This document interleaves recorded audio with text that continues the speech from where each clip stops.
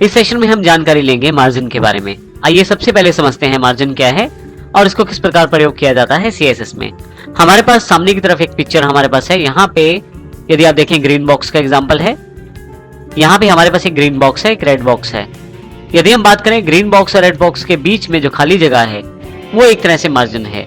Margin दो elements के बीच का जो स्पेस है वो मार्जिन कहलाता है। और यदि हम यहाँ ध्यान दें तो ग्रीन बॉक्स या रेड बॉक्स जो है वो ऊपर की तरफ से, मान लीजिए ये जो ब्लैक बॉर्डर है इसको हम अपना वेब पेज मान लेते हैं। तो यदि आप यहाँ देखें ऊपर की तरफ से और लेफ्ट की तरफ से जो जगह छोड़ी गई है, ऊपर की तरफ से छोड़ी गई जगह टॉप मार्जिन कहलाती है, लेफ्ट की तरफ से छोड़ी गई जगह लेफ्ट मार्जिन कहलाती है। इसी तरह से नीचे की तरफ से छोड़ी गई जगह बॉटम मार्जिन कहलाती है और राइट हैंड साइड की तरफ छोड़ी गई जगह राइट मार्जिन कहलाती है।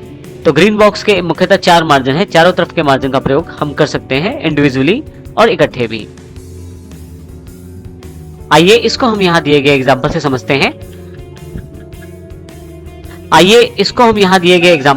हैं। जैसे हमारे पास ये जो ग्रीन बॉक्स है, ऊपर की तरफ से जो स्पेस दिया गया है, जब तक ग्रीन बॉक्स अवेलेबल नहीं हो जाता ये टॉप मार्जिन कहलाता है। ग्रीन बॉक्स के राइट में जब तक रेड बॉक्स नहीं आ जाता इसकी जो दूरी है बीच की, ये राइट मार्जिन कहलाता है। इसी तरह से ऑरेंज बॉक्स और ग्रीन बॉक्स के बीच में जो दूरी है वो बॉटम मार्जिन, और यहाँ लेफ्ट साइड ब्राउजर के एज से जो दूरी है वो लेफ्ट मार्जिन कहलाता है। तो एक तरह से ये इसके आसपास स्पेस क्रिएट होता है और उस स्पेस का प्रयोग दूसरे एलिमेंट के बीच में दूरी के रूप में किया जाता है। जैसे यहाँ पे एक और एग्जांपल है, मार्जिन एलिमेंट रेड बॉक्स है और एक ग्रीन बॉक्स है। टॉप मार्जिन दोनों में 10 पिक्सल है, दोनों की तरफ से बराबर है। राइट मार्जिन जो है वो रेड बॉक्स में 12 पिक्सल है, यानी कि रेड बॉक्स और ग्रीन बॉक्स की जो दूरी है वो 12 पिक्सल है। परंतु ग्रीन बॉक्स का जो राइट मार्जिन है वो ब्राउजर के राइट एज से थोड़ा सा दूर है। इसी तरह से बॉटम मार्जिन की बात करें तो दोनों का 5-5 पिक्सल है, और लेफ्ट मार्जिन की बात करें तो लेफ्ट साइड जो रेड बॉक्स है उसका 15 पिक्सल मार्जिन है, परंतु जो ग्रीन बॉक्स है उसका 12 पिक्सल मार्जिन है। यहाँ पे हमारे पास कुछ चीजों की जानकारी होना आवश्यक है, जैसे कि हॉरिजॉन्टल मार्जिन जो है कम्युलेटिव अर्थात जुड़कर हमारे सामने आता है। जैसे कि यहाँ पे रेड बॉक्स दिया गया है, उसका जो राइट मार्जिन है वो 12 पिक्सल है, परंतु ग्रीन बॉक्स का लेफ्ट मार्जिन जो है वो भी 12 पिक्सल है। इसका अर्थ ये हुआ कि रेड बॉक्स जो है वो अपनी राइट साइड पे 12 पिक्सल की जगह छोड़ेगा और ग्रीन बॉक्स जो है वो लेफ्ट साइड पे 12 पिक्सल की जगह छोड़ेगा। हॉरिजॉन्टल मार्जिन कम्युलेटिव होते हैं अर्थात जुड़ जाते हैं, तो दोनों के बीच का जो अंतर आएगा वो 24 पिक्सल आएगा। जबकि यदि यही स्थिति हॉरिजॉन्टल में रहती तो वहां कुछ अलग प्रकार से रिजल्ट हमारे पास रहते।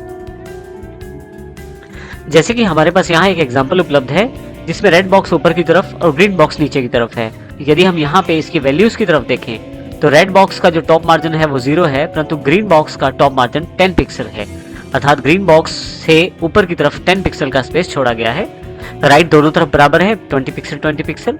यदि आप रेड बॉक्स का देखें तो 15 पिक्सल है नीचे की तरफ, ग्रीन बॉक्स जो है वो 5 पिक्सल है, लेफ्ट में भी 20 पिक्सल का स्पेस दिया गया है। अब मेन पॉइंट यहाँ पे ये आता है कि रेड बॉक्स और ग्रीन बॉक्स के बीच में यहाँ कितना स्पेस आना चाहिए, क्योंकि रेड बॉक्स अपने नीचे की तरफ बॉटम मार्जिन में 15 पिक्सल वैल्यू प्रदान कर रहा है और ग्रीन बॉक्स अपने ऊपर की तरफ 10 पिक्सल वैल्यू प्रदान कर रहा है। हॉरिजॉन्टल में जहाँ पे मार्जिन जुड़ जाते थे यहाँ पे मार्जिन जुड़ते नहीं हैं, बल्कि जो मार्जिन बड़ा होता है वो मार्जिन डिसाइड होता है दोनों में। इसको हम वर्टिकल मार्जिन कोलैप्सिंग भी कहते हैं। जैसे कि यहाँ पे 15 पिक्सल दोनों में डिफरेंस रहेगा, क्योंकि 15 पिक्सल जो वैल्यू बड़ी है। ये फर्क नहीं पड़ता कि 15 पिक्सल किसकी वैल्यू है, ये रेड की वैल्यू भी हो सकती है बॉटम की तरफ और ग्रीन बॉक्स में ऊपर की तरफ वैल्यू भी ये हो सकती है। इन कॉन्सेप्ट्स को आने वाले सेशन में और अच्छी तरह से समझेंगे हम।